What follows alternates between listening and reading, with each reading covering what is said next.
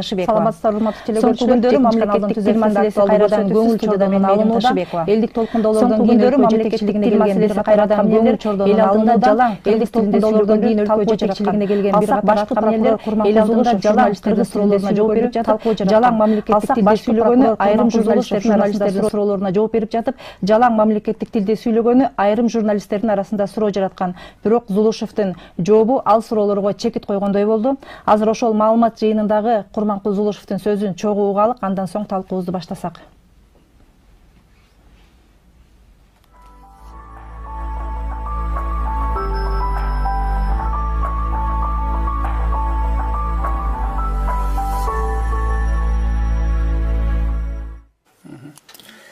Акыркы сурооңузга официалдуу тилде жооп бербей истегенге туура түшүнүңүздөр.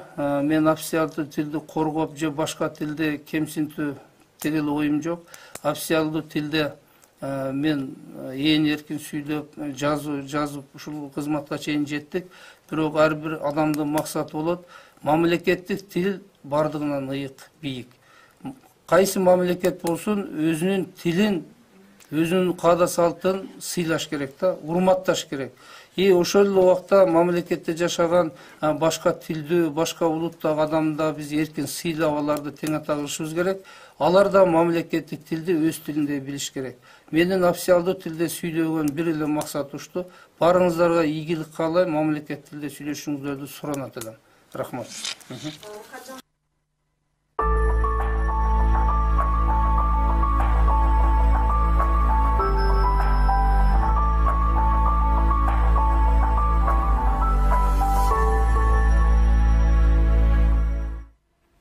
Мына өзүңүздөр күбө болгондой аткан эмнелерибиз ушинтип жалаң кыргызча сүйлөп жатканы айрым орус тилдүү замандаштарыбызга анча жакпагандай түр көрсөтүлүп атышат. Азыр алар болсо мындай биздин укугубуз бузулуп атат дегендей кылып айтып атышат да. Мамлекеттик тилибизге байланышкан ушул жана башка маселелерди талкуулоо үчүн студиябызга мейманга Мамлекеттик тил боюнча улуттук комиссиянын төрагасы Назаркул Ишекеев агайды жана ошондой эле кыргыз тили коомунун президенти, коомдук ишмер Райымжан Курбанов агайды чакырганбыз. Саламатсыздарбы? Студиябызга кош келдиңиздер. Рахматыңыздар. Ошо азыр айрым орус тилдүү замандаштарыбыз ушинтип эне тилде сүйлөгөн аткан эмнелерди сындап атканы туура эле көрүнүш деп эсептейсизби? Чын эле алардын укугу бузулуп атабы бул жерде? Кызык нерсе. Мен сөздү мындай баштагым келип турат. Ар бир жарандын кайсы улутка таандык экендиги жөнүндө түшүнүк бар. Муну илимде улуттук иденттүүлүк деп коебуз. Ушул өңүттөн алып караганда Кыргыз Республикасынын прокурору Курманкул Зулушев мырза өзүнүн улуттук иденттүүлүгүн тапкан инсан экенин көрсөттү. Улуттук иденттүүлүктү аныктаган эң башкы өзөктүү баалуулуктар кайсылар? Бул илимде такталган нерсе. Эң биринчиси ошол улуттун эне тили. Экинчи ошол улуттун тарыхый эс тутуму. Улуттун басып өткөн тарыхы. Үчүнчү ошол улуттун салт санаасы, үрп адаты, маданияты. Төртүнчү компонент ошол этнос жашаган аймак, чөлкөм жана ошол чөлкөмгө мүнөздүү болгон географиялык баалуулуктар. Мына ушул төрт компонент эгер инсандын акылына, жүрөгүнө терең отуруп, мазмундук касиетке болсо, анда ал эч качан улуттук баалуулуктар башка алмаштырбайт. Мына ушул өңүттөн алып караганда, Кыргызстандын соңку тарыхындагы жетекчилердин мамлекеттик тилге, улуттук баалуулуктарга болгон мамилесинин жаңы деңгээлге чыгып атышы бизди абдан кубандырат.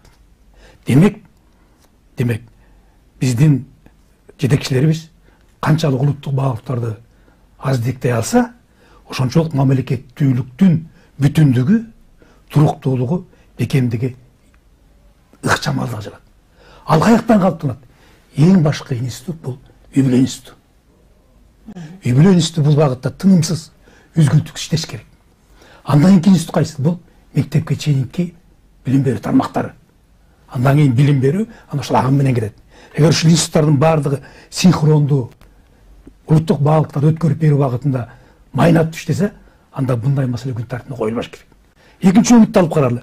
Албетте, бүгүнкү күндө биз мына Кудай буйрса 30 жылга чукулдап калды. Биз күн корсуз азат өлкөбүз. Бизге башка улуттук баалыктарды таңоолого эч кимдин акысы жок. Бизге сырттан карап турган, байкоочу болгон, же болбосо бизди кандайдыр бир деңгээлде рухий барымтада кармап турган кожоюндарга муктаж эмеспиз. Ошондуктан Кыргызстанда тил саясаты ургаалуу жүрүп жатат. Кыргызстанда тилдик лингвистикалык деңгээли боюнча эч ким кодолобойт. Буга чейинки тарых көрсөттү. Кыргыз Республикасынын Конституциясында ачык жазылган. Кыргыз Республикасынын мамлекеттик тил кыргыз тили. Ошондуктан кыргыз тили өлкөнүн баардык тармагында, мамлекеттик муниципалдык чөйрөдө, бизнес чөйрөсүндө, жарандык коом чөйрөсүндө мамлекет дейлеш керек. Анткени бул тил ушул өлкөнүн атын берген, затын берген тил. Ошондуктан жанакы сыяктуу ой толгоолордун жүрүп жатышы албетте өкүндүрөт. Ошол сыяктуу көз караштар биздин мамлекеттүүлүктүн пайдаланым бекемдөөгө кедергисин тийгизет деп ачык айтсак болот. Канчалык мамлекеттик баалуулуктар толук ишкердүү калыптанса, мамлекет ошончолук ыкчам бутунан турат, келечеги кең болот. Мына тилекке каршы бизде телеканалдардын 50% орус тилинде, расмий тилде, 50% кыргыз тилинде болуп атпайбы? Анан ошондуктан дагы ошо биздин аткам эмнелер орус тилинде дагы журналисттерге кандайдыр бир түшүндүрмө берүүгө, маалымат берүүгө милдеттүү сыяктуу кабыл алынып калганда, ушул көрүнүш кандай деп ойлойсуз? Негизи туура элеби ушул? Чоң рахмат биз чакыргандарга. Баягы 7-нин бири Кыдыр деп коет. Ошондо 7-нчи каналга келип атабыз. Кандай жакшы, 7 деген санды кыргыз эл жакшы көрүшөт. Иштериңерге ийгилик каалайбыз. Анан кийин албетте баягы могул мамлекеттик тилде өнүктүрүүдө массалык маалымат каражаттын ролу аябай чоң да. Эми бул маселе буртатан баягы көтөрүлүп, учурунда жанагы Ибрагим Жунусов депутат болуп жүргөндө ушул маселени көтөрүп 50% ошол мамлекеттик элүүсү ошол расмий тилде болсун депчи. Бирок чындыгында биз азыр байкап карап отурабыз, баары эле баягы толук кандуу жүрбөй атат да. Буйруса эми ишке ашат. Себеби мына кечээкү ошол башкы прокурордун ошол пресс-конференциясы, анан мурда Садыр Жапаров мырзанын премьер-министри Кыргызстандын ошол президент милдетин аткаруучу сүйлөгөндө айтпадыбы? Мен орус тилин билем, бирок эне тилимде эркин сүйлөйм депчи, оюму толук жеткирем деп. Чындыгында орус тили да бай тил, ошол эле учурда кыргыз тили да бай тил. Анан Байлда Сарногоев айткан экен го, Назаркулайга жакшы билет. Баягы мен бир жаман сары, колунда кой коңдон калем сабы. Апакем эптеп берип койсо керек, кыргыздын көбөйсүн деп адам сан деп. Эри болсо ошон кыргызча которуп бергилечи, орусча которуп бергилечи деп айткан экен да. Анан кийин ошончо ал баары эле оюңу албетте тигил расмий тилде жеткириш баарын колунан келе бербейт. Ошол колунан келген күндө да бул биринчиден бул Кыргызстан мамлекеттик тили. Ошондуктан биздин ошол азыр жаңы бийлик ошол мамлекеттик тил өзгөчө көңүл бөлүп жаткан бул кубандырат да. Учурунда Литванын президенти Москвага барганда визит менен Россияга барып айткан, алар да айткан, биз орус тилин жакшы билебиз. Бирок биз протокол боюнча өзүбүздүн өлкөбүздүн ошол мамлекеттик тилинде сүйлөшүбүз керек депчи. Себеби биз мамлекетибиз көз карандысыз мамлекет деп. Ошондуктан кечөөкүнкү Курманкул Зулушев мырзанын өткөргөн пресс-конференциясы аябай бул мындай жакшы жөрөлгө болду да, чоң таасир этти. Элде бир үмүт пайда болду. Мына мамлекет тил мыйзам кабыл алынганына быйыл 31 жыл болсо, 31 ошондо төрөлгөн бала 31ге чыкты. Дагы эле ошол тил деп келет абыз ошолор. Көрсө болот экен да. Эң башкысы ошол башка жетекчиликтен экен да. Ошолор Кудай буйрса мына баштап атышат. Буйруса алдыда жакшы ийгиликтер турат деген ишендим да. Мына ошол сот процесстери деле биз байкап келсек, ушул жылдар аралыгында көбүнчөсү расмий тилде өтөт да. Анан балык башынан сасыйт деген сөз бар го. Биз ошону азыркы кырдаалда тескерисинче айталык. Ошол башчысы кандай болсо, анын кол алдындагылары же ошо башкы көзөмөл органын туурап баары кыргыз тилине өтүп кетет деген ишеним болобу? Бизде мисалы терминдердин баары орус тилинде болот. Абдан туура белгилеп жатасыз. Бул биздин элдин мыйзам аткаруу маданияты төмөн болуп атпайбы? Мына бир эле мисал айтайын. Кыргыз Республикасынын мамлекеттик тил жөнүндөгү мыйзамдын 10 беренесинде ачык жазылган. Ар кандай иш кагаздарынын түп нускасы катарында мамлекеттик тилдегиси гана таанылат деп. Жанакы орус тилинде даярдалып аткан документтердин баары түп нускага жатпайт. Мыйзамдык негизде. Мына бүгүнкү күндө иш кагаздарын жүргүзүүнүн жаңы түп нускасы кабыл алынып бекитилди өкмөт тарабынан. Анда ушул маселеге абдан басым коюлган. Бүгүнкү күндө Кудай буйрса эми келечекте иш кагаздарын архив өткөргөндө алар биринчи мамлекет тилдегисин гана кабыл алат. Ошондо жол бекиди. Мыйзам турат. Ошондуктан эле сиз айтып аткан сот процесстериндеги процесстердин расмий тилде жүрүп жатышы, мына өткөндө мен бир адамга жолуктум, адвокатка. Ошол киши айтты мага. Ушундай бир сонун мыйзамыңыздар бар экен дейт. Мен ошол мыйзамдыга таянып бир сот процессин утуп алдым дейт. Ошондуктан кыргыз тилинин ролун баардык деңгээлде көтөрүш керек. Ага мыйзамдык негизде толук негиздер бар. Ал эми башкы прокурор мырзанын жанакындай жөрөңгө баштап атканын коомчулук тарабынан абдан жылуу кабыл алынды. Мунун бир кызык жагдайында мен айта кетейинчи. Мамлекеттик сыр деген бар. Эгерде биздин иш кагаздарыбыздын баардык деңгээлдеги иш кагаздарыбыз мамлекеттик деңгээлде жүрсө, анда мамлекеттин сыры да сакталат. Анткени кыргыз тили абдан бай тил. Абдан көркөм тил. Анын подтекстик мазмунунда миң сырдуу ойлор камтылып жатат. Эгер ошол тилди колдонуп биз иштесек, мамлекеттин сыры кынтыксыз сакталат. Мына коңшу Кытай элин алып көрөлү. Алар мамлекеттик сыры кандай сакталат. Аны сактап турган бир улуу касиет бар. Алар колдонгон иероглифтер. Ошол сыяктуу биздин тил дагы мамлекетти бекемдөөнүн эң башкы каражаты катарында мамлекеттик сырды кынтыксыз сактап берет. Ушул өңүттөн алып караганда көчөкү жөрөгө колдоо карсайт. Мындан тышкары биз көбөлүктүү өлкөбүз. Бул зор байлыгыбыз биздин. Бирок жарандык алакка катышты. Жарандык интеграциянын эң башкы каражаты кайсы болуп калыш керек? Мамлекеттик тил болуш керек. Эгер мамлекеттик тилди чыныгы жарандык интеграциянын тилине айлантсак, жана биздин өлкөдө жашап аткан башка этностун өкүлдөрү да ошол тилди жакшылап өздөштүрүп, биздин мамлекеттик башкарууга жегердүү катыша баштайт. Ошондуктан бул жерде чоң саясий маселенин кыймылга келбей жаткан мейкиндиги жатат. Мына ошол Кудай буйрса мына эмиштиктүү кыймылдын келүүнүн бир жаңы мейкиндигине чыгып атат. Ошондуктан бул багытта биз тынымсыз үзгүлтүксүз өркүндөтүп, биздин жетектөөчү кызматкерлерибиз бул жагынан үлгү көрсөтүш керек. Анткени тилдин ээси эл. Эл колдоп атканда биз бул мазгилде унчукпай калууга дагы, пассивдүү болууга да эч кимибиздин акылыбыз жок. Мына сот процесстери деп жана айтып кеттик. Сот процесстеринде мисалы көп эле терминдер бар. Аны журналистикага мисалы бизге маалымат катары бергенде дагы ошол сөздөрдү биз дагы мисалы которо албай кыйналабыз. Презумпция невиновности деген сыяктуу сөздөр бар да. Ошолорду кандайдыр бир терминдер сиздер тарабынан иштелип чыкканбы? Ошо сот процесстерине колдонула турган терминдер. Мына бизде мына юридикалык терминдер кыйла илетке түшүп калды. Юридикалык өңүттү иштеген көптөгөн окумуштууларыбыз бар. Ушул маселелерди ретке салып аткан. Мына өзүңүз жакшы билесиз, мына өткөн жылы биз өкмөттүн атайын токтомун чыгарып, терминологиялык комиссияны кайрадан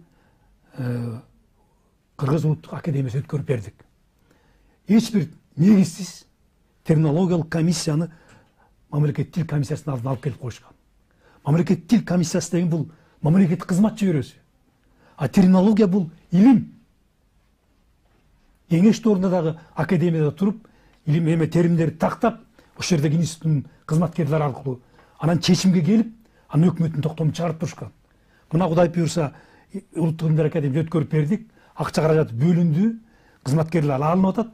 Эми Кудай буйрса термин маселеси иштиктүү колго алынып, ар бир термин боюнча өкмөттүн токтому чыгып, анан ошону биз жетекчиликке алып алдыга жылабыз. Жакшы экен. Агай, ошо мына сиз айтып кеттиңиз, башка мамлекеттерде мисалы эле баардык колдонула турган, мисалы башка деле мамлекеттерде бар, көп эле улуттун өкүлдөрү жашайт. Турцияны алалык да. Мен жарым жыл ошол жакта иштеп келдим. Ошондо мисалы Мадагаскардан келгендер бар, Америкадан келгендер бар. Алар менен сүйлөшсөң, түркчө менден жакшы билишет. Мен мисалы тектеш тил катары мен жакшыраак билишим керек болчу, бирок алар мага караганда жакшыраак билип түркчө менен сүйлөштү да. Ошондой эле аларда деле ошол жакта Туркияда жашап аткандан кийин ошол жергиликтүү тилди билүүгө милдеттенип калышат экен. Университетке кабыл аларда мисалы алар биринчи түркчө үйрөтүп, андан кийин анан кабыл алышат экен. Бизде деле ушундай саясат жүрсө кандай, туура эле болмок дейсизби? Туура болот. Мен Малайзиядан Куала-Лумпурдан Алматыга көчүп келатканда самолетто жана стюардессалар. Жарым орустар экен. Бирок келип казакча сүйлөшөт, ага шай ичесизби, кофе ичесизби депчи. Анан силер каяктан үйрөндүңөр десем, мектептен үйрөндүк дейт. Бул жагынан ошондуктан билим берүү министрлиги аябай жакшы ишти колго алыш керек. Кудай билсе, мынакей жаңы министр келди, жаш экен, өзү да чет тилин мыкты билет экен. Ошол эле учурда эми азыр жаңы билингвизм деп атпайбызбы? Ошол 3 тилде, кыргызча, орусча, англисче. Анан каласы башка тилдерди өздөштүрсүн ошолордун менен. Бул бир жагы. Экинчи жагы, мен учурда маселе көтөрдүм эле. Могул өзбек туугандар Өзбекстан латынчага өтүп алышкан, биздин Өзбекстанда кыргыздар кириллицада калып калышты ошолордун менен. Анан булар өзбек туугандар өздөрү да маселе көтөрүшкөн. Биз өзбек адабияты калсын, тили калсын, калган физика, химия, биология бүт баарын кыргызча окуй берели деген. Ал эмес ноокатта ошол учурунда азырда эле ошол жетекчи иштеп жасайбык, район бөлүмү башчысы болуп ошолор менен. Ноокатта жаңылбасам бир 6-7 мектепте ошол өздөрү келип өтүнүшүп, кыргызча өтүшкөн экен. Бирок тилекке каршы бизден жанагы укук коргоочулар барышып, аларды чакырышып, мектептин директорун чакырып, силерди эмне кыйнады, мажбурлады. Эмне үчүн силер кыргызча окутуп атасыңар деп ошого чейин барышыптыр да. Мына баягы өзөктөн чыккан өрт жаман, өздөн чыккан жат жаман деп өзүбүздөн чыгып барышып, укук коргоочу аттарын атап эле коеюн. Барып анан кийин жанагы жетекчини кызматтан алышыптыр да. Кийин мага айтат, өздөрү суранып келишти, өзбек туугандар дейт. Биз балдарыбыз эгер мамлекеттик кызматта иштесин десек, балдарыбыз мамлекетте кыргыз тилин билиш керек. Ошондон өзбек тил адабияты калсын, биз кыргызча өтөлү деп келишсем, мен өткөрсөм, мени эл душманы кылып койду дейт. Кызматтан алышыптыр. Анан кийин да кайра ордуна барды. Ошондуктан бизде дагы ошол бала бакчадан, мектептен бүт ошол мамлекеттик кыргыз тилин, ошол сенин мекениң Кыргызстан деген ошол баягы мекенчилдик ошол тарбиялык сабактарды өтүш керек да. Ошондо албетте ансыз ал баягы биз кемпирчаларды окутуп, аны менен пайда таппайбыз. Акча кетирип, акча коротуп. Ошол мүмкүн болсонча билим берүү министрлиги бул жагынан ошо мамлекеттик тил өзгөчө көңүл бөлүш керек ошолор менен. Ансыз ал учурунда кайсы бир районго барса жана президентке ким десе Каримов дептир деп айтып жүрүшпөдү беле. Ошондой балдар ошентип өсүп калышат. Мен Араванда болдум. Бала бакчада барып, өзбек балдарына жомо окуп бердим. 4 жашар, 5 жашар балдарга. Ошондой. Көрсө болот экен. Ошол бала бакчадан ошол кыргыз тилин үйрөтсө болот экен. Биздин кептин баарды өзүбүздө болуп атат, кыргыздарда болуп атат. Кыргыздар өзүбүздүн эретибизди урматтасак, сыйласак, ошон башка улуттар дагы сыйлашат да. Баягы мен айтайын дегеним, биз канчалык ошол эне тилге сүйүү, урматтоо болуш керек да. Ошону башкалар да сыйлашат. Ошо туура айтасыз. Азыр мисалы көчөгө чыксак деле элибиздин өзгөчө борбор калаада же ири шаарларыбызда дээрлик 80% расмий тилде сүйлөп атышат. Коомдук унаага түшсөк, алар деле расмий тилде сүйлөшөт. Остановкадан токтоп коесузбу деп жок дегенде бир орусча сөз кошуп кетишет. Кызмат көрсөтүүлөрүбүз, дүкөндөргө кирсек, алар дагы орус тилинде бизге сатышат же болбосо ошондой кылышат. Ошону кандай кылсак болот? Мисалы, абдан туура ойлор айтылып атат. Биз өзүбүздү сыйлабасак, биз эч ким сыйлабайт. Аларга бир балким муктаждык жаратыш керектир. Кыргыз тилинен башка эч нерсе жок. Анын тагдыры биздин гана өлкөдө чечилет. Ошон үчүн билим берүү тармагында бул маселе боюнча проблемалар абдан жиш. Мына мен мисалдарды айтайын. Кыргызстанда орто мектептердин, кыргыз тилиндеги орто мектептер 86% түшөт. 14%дын айланасында өзбек тилдүү, орус тилдүү, анан 3 тажик мектеби бар.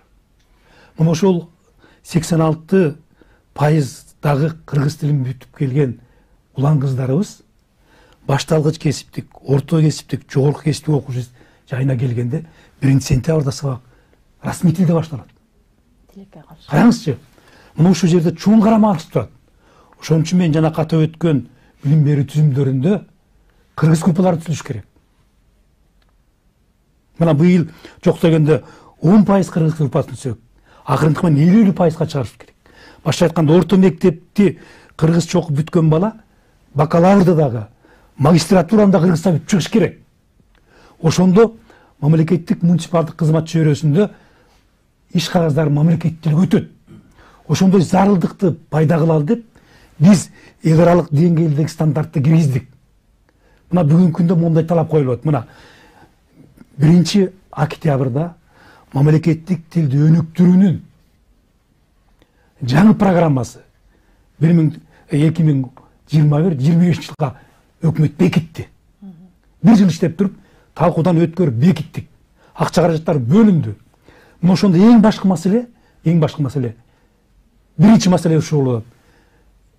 Мыйзамдык алкакты ретке келтириш керек экен. Мамлекеттик тил жөнүндөгү мыйзам башка мыйзамдар менен шайкеш келбейт экен. Ошолордун шайкештигин келтириш керек болот, биринчи маселе. Экинчи эң чоң маселе билим берүү чөлкөмү. Окутуунун методикасы менен технологиясын өркүндөтүш керек болуп турат. Анын методологиясын өркүндөтүш керек болот. Ошондон улам, мына мисалы орто мектепте 4-классты бүттү бала, ал А1 деңгээлине ээ болуш керек. 7-классты бүттү, А2 деңгээлинде ээ болуш керек. 9-классты бүттү, В1 деңгээлине ээ болуш керек. Же мектепти бүттү, В1 деңгээлине ээ болуш керек. Ал эми бакалавриатты бүтүп чыкканда В2 деңгээлине ээ болуш керек. В2 деңгээл деген эмне? Ал кыргыз мамлекеттик жаза алам, сүйлөй алам деген сөз.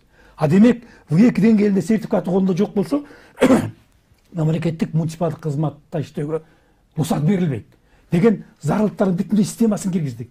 Эми ошого ылайык окуу программаларын, окуу китептерин, окуу методикалык комплекстерди даярдаш керек болот. Бул бир жагы, бир өңүт. Экинчи маселе, жанакы мен айтып өткөн билим берүү түзүмдөрүндөгү кыргыз группаларын түзүп, ошол эле медицинаны, ошол эле архитектураны, ошол эле техника илимин кыргызча окута турган тайпалар түзүш керек. А демек алардын дагы окуу программаларын, окуу китептерин, окуу методикалык комплекстерин даярдаш керек. Алда чоң жумуштардын мейкиндиги турат. Ушуларды биз ретке салбасак билим берүү тармагында, анан акырындык менен өзү ретке түшүп, анан өтүп кетебиз. Буга көбүнчө убакыт керек экен. Мына сиз абдан түрк тилин туура айттыңыз. Мына өткөндө биз мамлекеттик тил күнүнө арналап 2 чоң илимий практикалык конференция өткөрдүк. Бирөө эл аралык деңгээлде конференция болду. Ошондо Венгриядан, Кытайдан, Турциядан окумуштар катышты. Ушу Турциядан катышкан окумуштуулар ушу түрк тилинин тарыхын бизге аябай жакшы айтып беришти. Кандайча болгон? Осман Турк мезгилинде түрк тилинин акыбалы кандай эле? Бүгүн кандай акыбалга жетти? Аябай сонун кызыктуу факттар келтирди. Биз ошол баяндамаларды кыргыз радиосунда кайра бердирдик. Биринчи каналдан. Ошо эл түшүнсүн деп. Ошондон биз кыргыз тили азыр татаал процессти башынан өткөрүп атат мамлекеттик тил катарында. Бирок үмүт зор. Мына жакшынакай жөрөгөлөрү болуп атат. Ошол аркылуу биз алдыга жылып, эл аралык стандарттарга ылайык мамлекеттик тилди өркүндөтүүнүн мейкиндигине кирип атабыз. Кудай буйрса, бул тилдин келечеги кең. Биз бул убакытта талбай, өжөрлүк менен, мекенчилдик менен иштебесек, биз жанакы кырдаалдан чыга албайбыз. Эч ким байкоошо болбош керек. Сынчы болбош керек. Мен эмне кылдым мамлекеттик тил үчүн? Үй бүлөмдү тагдыры кандай болот тилдин тагдыры? Ушинтип көйгөйүмдү түшүнүп алдыга жылбасак болбойт. Мен чындыгында сен күйбөсөң, мен күйбөсөң ким күйөт дейт. Баарыбыз чапатырмак аракет кылышыбыз керек. Ал кесибине карабастан инженерби, врачпы, дыйканбы, баары, бүт баары, үй бүлөдөн бүт баары. Баарыбыз аракет кылышыбыз керек. Анан Назаркулага менче баарбир жанагы эми мыйзам 89-жылы кабыл алынды, бил 31 жыл болду. Кийин албетте бир аз өзгөрүүлөр киргизилди, бирок ошого карабастан 2004-жылы.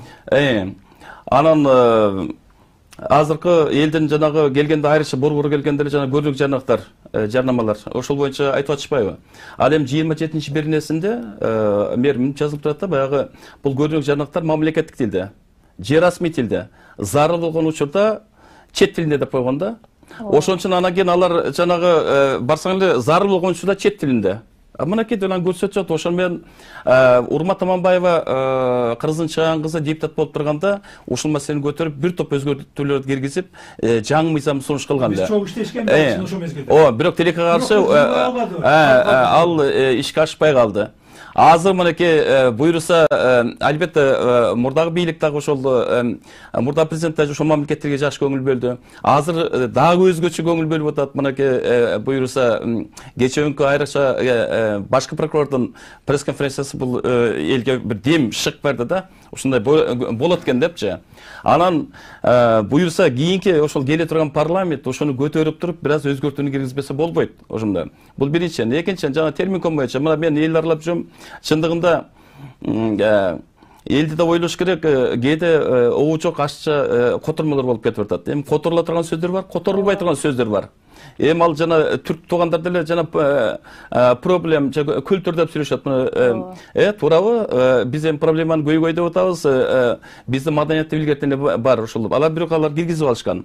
Ошондуктан биз дагы айрыкча жаңы жанагы светофор дегенде, жол чырак дегенде менимче туура эмес. Ошол светофор эми илгери болгон эмес да мындай нерселерчи. Ошон үчүн самолет, учак деп атабыз. Эми самолет, вертолет эми сүйлөнсө сүйлөнө берсин, бирок деген ошолордун баарын калтырышыбыз керек да. Аша чыгып которуунун бул зарчылыгы жок. Кээде ошол терминден министрликтерде жана мекеме ишканаларда кыйналып калышканда ошон болуп атат да. Бирдиктүү котормо болуш керек да. Талаш болуп атат да, мисалы. Бирдиктүү бир терминдер жок болуп атат да. Анан мисалы окуу китептери жөнүндө дагы мен сизге айтып кетейин дедим эле.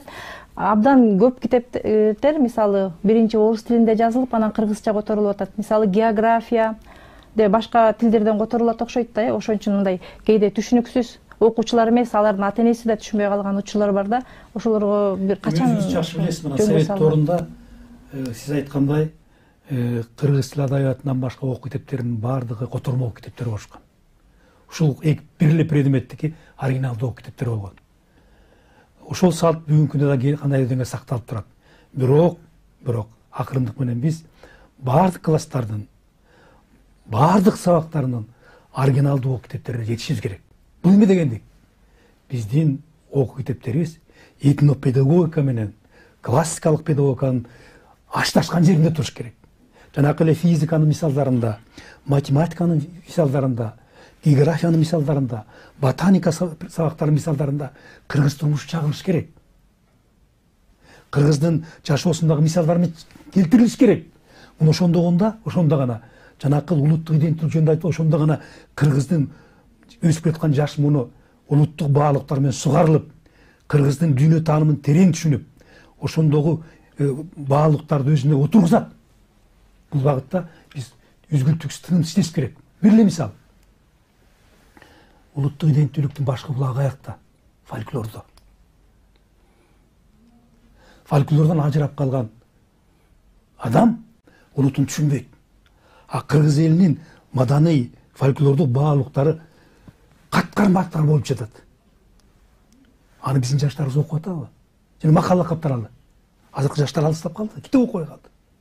Ал эми ошол баалыктарды өзүндө отургузбаган, ошол мазмун менен байыбаган инсандын мекенчилик кылып тарбиялоо мүмкүн эмес. Ошондуктан сиз абдан туура ойлойсуз. Терминдер маселеси эмне үчүн курс коюлбайт? Коом өзгөргөндө, социалдык түзүм өзгөргөндө терминдердин бүтүндөй жаңы сел каптайт экен. Мына кеңеште орун курганда ошондой болду, мисалы колхоз, совхоз, артел, коммунист, комсомол деген терминдер агылып келди. Эми биз капитализмге кетип барабыз. Ошо сыяктуу терминдер агылып келип атат. Аны биз эмес, басма маданияты калыптанып калган орус тили да ашкыра албай, ашкасаны ооруп атат. Ошондуктан биз бүгүнкү күндө терминдер маселесин үчүн атайын көңүл бөлүп атабыз. Ошол эле мезгилде бир нерсеге көңүл бөлүп коюш керек. Биз эгер келечекти ойлой турган болсок, 21-кылымдын жаңы кибернетика тоорунун заманына аралашалы десек, биз кыргызча билим берүүнүн мазмунун бардык предметтер боюнча байытуу аркылуу кыргыз англис тил форматына кетишибиз керек. Бул келечек. Эгер биз кыргыз англис тил форматты күчөтүп, кийинки муундарды англис тилине бекем отургуза алсак, анда өлкөнүн тагдыры дагы бай мазмунга ээ болот. Себеби өзүңүз байкап атасыз, мына байкап атасыз. Биз кандай десем, мына бүгүнкү күндө билим берүү системасында жыл сайын кыргыз тилинин саатын кыскартып атышат. Абдан туура эмес. Тескерисинче, кыргыз тили менен орус тилинин саатын бирдей коюп атышат. Чет тилинин саатын көбөйтүп атат. Бул туура эмес саясат. Тескерисинче, кыргыз тилинин сааты көбөйүш керек. Андан кийин англис тилине орун беришибиз керек. Биз технологиядан, коомдун, цивилизациянын артта калбашыбыз керек. Анткени дүйнөлүк технологиянын тилине айланган тил бул англис тили. Ушул багыттарга биз багыт алып, алдыга жылбасак, биз кечиге беребиз. Анс тили кечигип атабыз. Ошондуктан биз бул багытта сиздин оюңузду мен толугу менен колдойм, туура багымдап атасыз. Биз ушул багытта бир стратегиялык кадамдарыбызды күчөтүшүбүз керек. Мына ошондо эмне чечүүчү фактор болот? Эл. Тилдин ээси эл. Эл өзү колго алып, үй бүлөдөн баштап билим берүүнүн баардык түсүмдөрүндө биз колго албасак, бул көбөйдөн такыр чыга албайбыз. Ошол жерде сыйгаланып жүрө беребиз. Урматтуу телекөрүүчүлөр, дагы бир жолу эсиңиздерге салып кетейин, сиздер актуалдуу көрсөтүүсүнө күбө болуп жатасыздар. Анда биз аткаминерлердин эл алдында жалаң кыргыз тилинде сүйлөшү керекпи? Жана ошондой эле тил маселеси боюнча маселени талкуулап жатабыз. Бул боюнча студиябызга мейманга мамлекеттик тил боюнча улуттук комиссиянын төрагасы Назаркул Ишекеев агай, ошондой эле кыргыз тили коомунун президенти, коомдук ишмер Райымжан Курбанов агайды чакырганбыз. Сиз жана сүйлөп атканда айтып кеттиңиз, ошо жаштарды кызыктырыш керек депчи. Жаштардын көбү азыр социалдык тармакта отурат. Instagram, Facebook деген. Анан ошол мен сизге суроом да, ошол жаштарды кызыктырыш үчүн ошол социалдык тармактар менен дагы социалдык тармактарга дагы ошол маалыматтарды жайгаштырып, аларды таратуу жагын кандай карап атасыздар? Эми ушул аябай чоң үмүт кылдым эле да, үмүт кылып жүрөм дагы эле. Бул биздин жаштарыбыздын бир мекелчин сезимдер ойгонуп кетсе, бул коңшу Казакстандагыдай мамлекеттик тилин модага айландырса деген бир чоң үмүтүм бар да. Бирок ошол агым абдан жай жүрүп атат. Мына мамлекеттик тилдин 31 жылдыгына карата биз видеолордун конкурсун жарыяладык. Биз абдан кубандык. Жогорку окуу жайынан эле 300ге жакын видео келип түштү. Атайын комиссия түзүп, жыйынтыгын көчө жакында эле политехникалык университеттин чоң залында жыйынтыктап, мыкты окуу жайларын баардык сыйлыктар менен сыйлап көрсөттүк. Эми алдыда мектеп окуучуларынын бизге жиберген видеолорун жыйынтыктап атабыз. Ал жерде абдан көп эне тилге болгон ушунчалык мамилелерин билдиришкен видео кылып 1 мүнөт, 2 мүнөт кылып ушулардын баарын YouTube каналдарга коюп атабыз. Мындан тышкары мамлекеттик муниципалдык кызматчы жөнүндө дагы өзүнчө конкурс жарыябыз. Алардын дагы коюп атабыз. Ошолордун ичинде өзгөчө полиция кызматы эң сонун видео даярдаптыр. Ошону баягы көрсөттүк элге. Дагы YouTube каналда турат. Мына ушул сыяктуу биз иштеп атабыз. Жаштар менен иштешип атабыз, Кудай буйрса. Бул токтобойт. Бул багытта атайын биз группа түзүп койгонбуз. Ошол эле биздин тил комиссиясындагы жаштардын алар тынымсыз иштешип, аракет кылып атабыз. Эми ушуну биздин жаштарыбыз да колго алып, эне тилине болгон сүйүүсүн, SMS кат жазышкандан баштап, ушулардын баарын жаштарыбыз модага айландырып жиберсе, тил аябай байып, колдонуу чөйрөсү кеңейтеле. Ошондуктан мен жаштарды, телекөрүүчүлөрдү чакырам. Келе чогулуп иштейли. Баракчаларыңызда электрондук дарегин айтып койбойсузбу? Катталып, балким катталып чыгарбайбы? Мамлекеттик тил кейс сайтына кирсеңер баары турат. Бүт баардык процесстер турат. Жада калса тил комиссиясы тарабынан, улуттук академия тарабынан, билим берүү министрлиги тарабынан, маданият министрлиги тарабынан, башталык кесип агенттиги тарабынан ушул мекемелерге мамлекеттик тилди өнүктүрүү боюнча акча каражаттар бөлгөн. Жанакы көптөгөн китептер чыкты. Ошол китептердин баардыгы мамлекеттик тил кейс сайтында турат, электрондук варианттар. Каалаң шала окуса болот. Эми көркөм чыгармаларды өзүнчө бир сайт түзүп, абдан кызыктуу китептер, ошолорду бир окугандай кылалы деп аракет кылып атабыз. Ошол менен бирге дагы мен кыстырма айтсам болобу, Биз өткөн жылы биздин бир ишкер Айбек Осмонов деген Бишкек шаар кеңешинин депутаты Жанарбек Алымов деген бир азамат жигиттерибиз бар. Ошонун колдоосу менен спорт ордосунда мекен, тил, маданият жана жаштык деген адабий музыкалык кеч өткөрдүк да.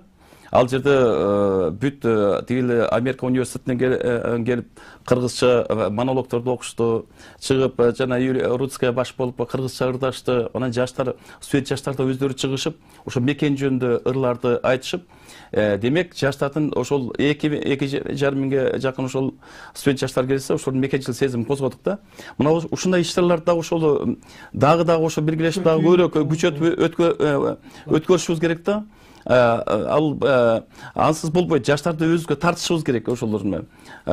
Эми бул жагынан албетте жана каражат маселеси болуп атат. Эгерде биргелешип иштесек, буюрса көп иштерди аткарсак болот. Бул биринчиден. Экинчиден, бир четте журналисттер туура айтышат, баягы 23 сентябрь мамлекет тил күнү, анан 21 февраль эне тил күнүндө тил деп каласаңар, башка күнү унутпай каласыңар депчи.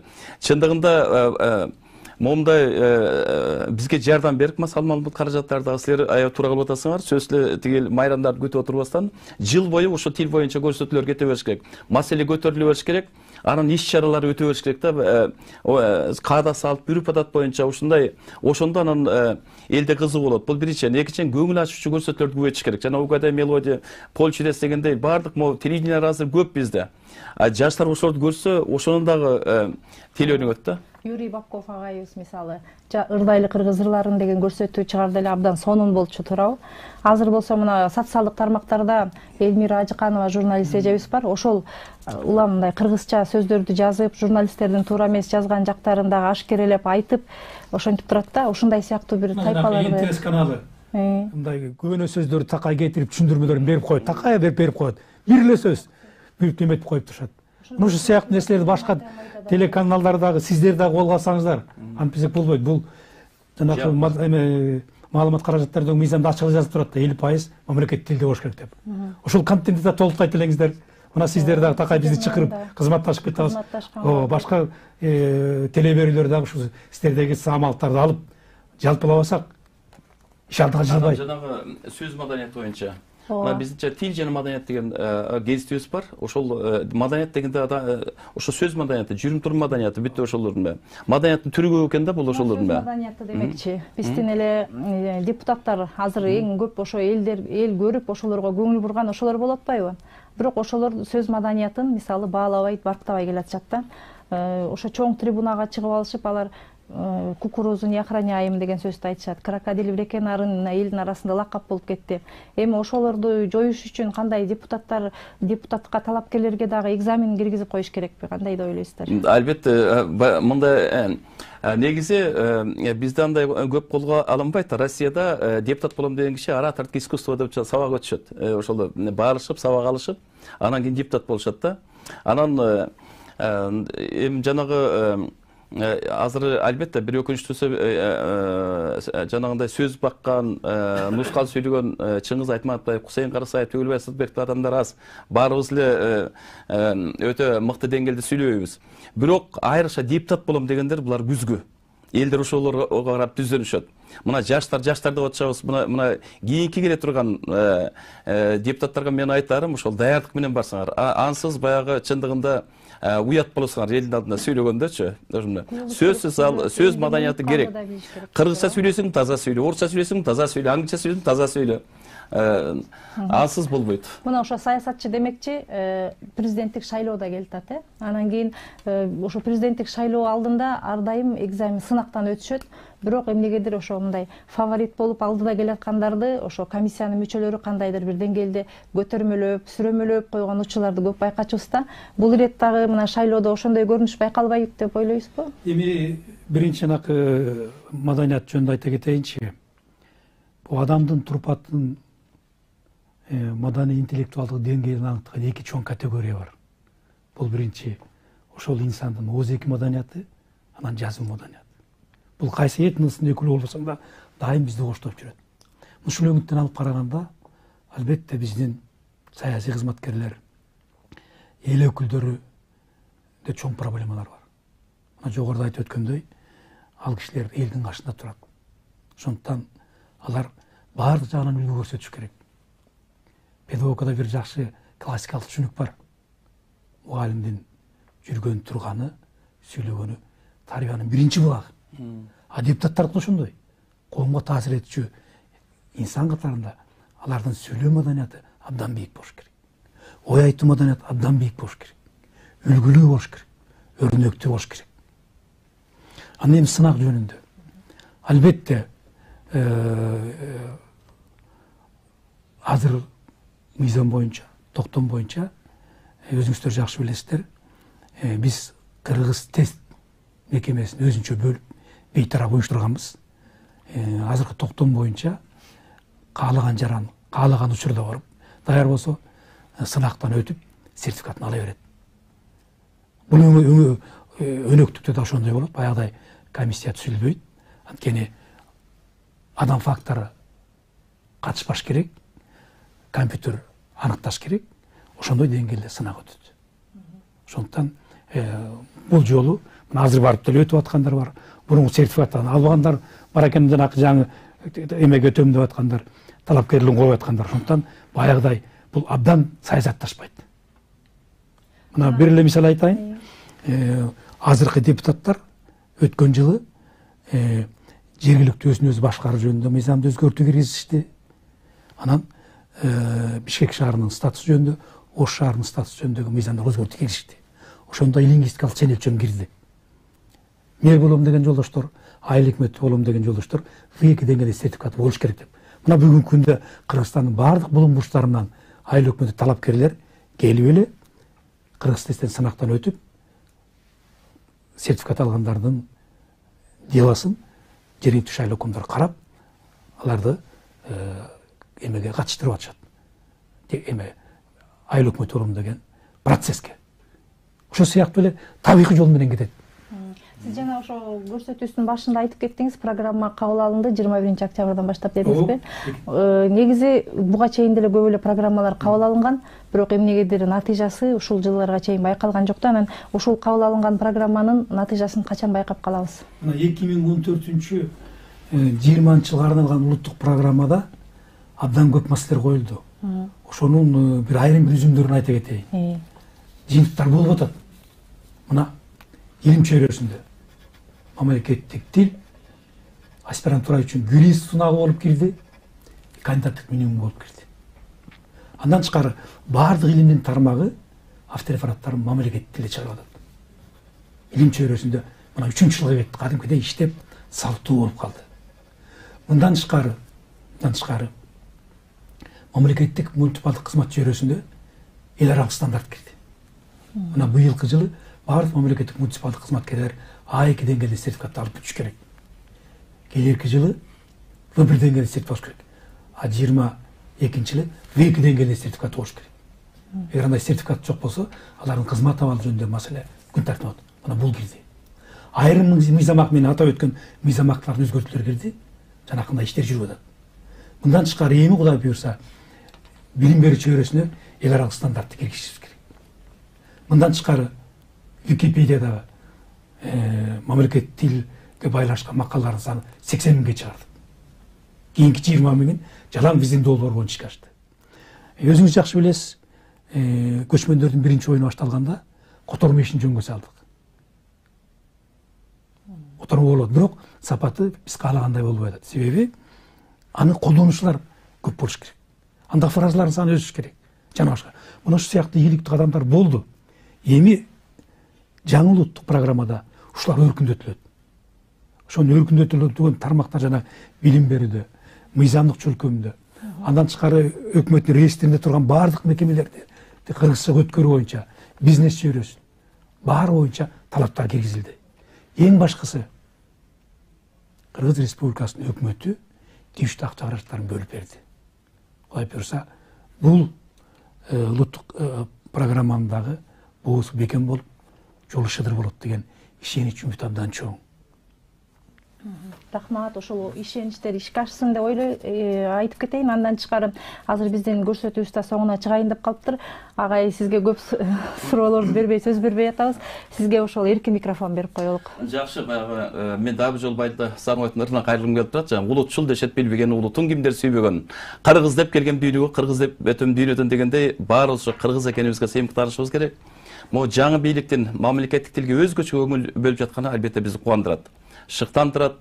Ошону менен бирге могул коррупцияга, жемкорлукка каршы дагы катуу күрөшүп жатышат, муну эл колдоп жатышат. Мында 20 жыл мурда кыргыз эл акыны Меңди Мамазайрович эжекебиз акыйкаттык калыстык болот кайдан да жазган экен. Мен ошол менен анда сөзүм кыскартып окуп берейин. Коррупция куйругу чамгырактап, минут сайын көкөлөп өсүп жатат. Ажыдарга айланып, эртең анын кыргызымдын так башын жудуп тынат. Дүйнө жыйып, үй салып, кабат-кабат, акыйкаттан, чындыктан тайып жатат. Эдирейтип, эргитип, арам тамак, ханга салам бербестен байып жатат. Ишиң түшүп алдына кокус барсаң, өмүрүндө биринчи көргөн сымак, нак оозунан түшкөнсүп чоң кудайдын көз айнектин ар жагынан ыңгаранат. Эмне мынча көй жебишкендер, өз мекен ушинтип карактайбы, амалдуу топ, алдамчы жасакерлер эл жунунан жыргашып шарактайбы? Кагаз түтпес бардыгын тизмелөөдөн, акыйкаттык калыстык болот кайдан, коррупция тамырын ажырыктай бакчасына балдардын чейин жайган. Зуулдаган мезгилдин азуусунан арачалап элиңди сактап калар келаткан кесепеттен, жолдун арасынан араннан арачылар, рухсуздук сүрүлүүдөн алып калар. Чагылгандай азаматтар барсыңарбы? Чал кеч татаал заманда элим деген. Мезгүлөсү кеч калып барысынан кабылбайлы учурга кансыраган. Эрендерим, кыргыз ата урпактары жөрөй көргөн мекенди алсыраган. Жеткирбеген абалга кансыраган. Эң сонун рахмат. Райымжан Курбанов агай Меңди Мамазайрованын ырын окуп берди, көркөм. Урматтуу телекөрүүчүлөр, ушундай ыр менен ушул нукта биз көрсөтүүбүздү соңуна чыгарабыз. Кайрадан эфир аркылуу жолугушканча саламатта туруңуздар.